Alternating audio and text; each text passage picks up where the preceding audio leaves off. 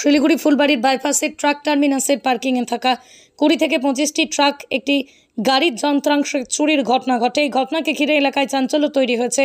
এ বিষয়ে গাড়ির মালিকেরা জানান, ফুলবাড়ি বাইপাসের ট্রাক টার্মিনাসে পার্কিংয়ে প্রচুর গাড়ি রাখা থাকে। আজ সেই পার্কিং থেকেই প্রায় 20 থেকে 25টি গাড়ির সেলফ সহ নানান যন্ত্রাংশের চুরি হয়।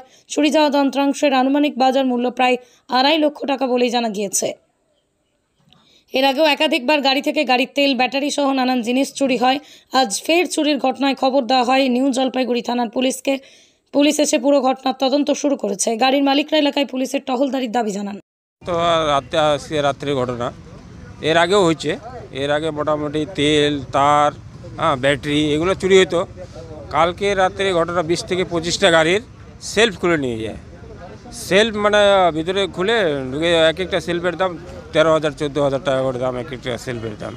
তো আমার নিজের গাড়ি 3টা ছিল, 3টা গাড়িরই আমার নিয়ে গেছে।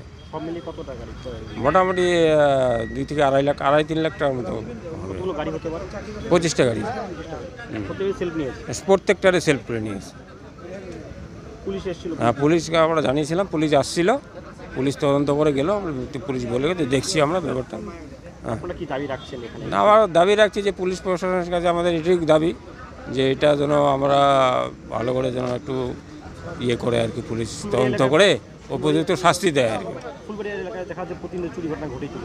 চলেছে প্রায় ঘটনা, গাড়ির তেল চুরি হয়, ব্যাটারি চুরি হয়, প্রায় হয়ে গেছে।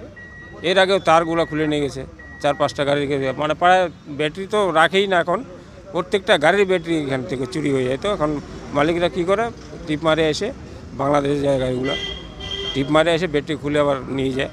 এখন ব্যাটারিটা বন্ধ হয়েছে, এখন সেলফ খোলার ইয়ে হয়ে গেছে। এটা Phulbari truck terminus. Nurul Islam. Truck আছে।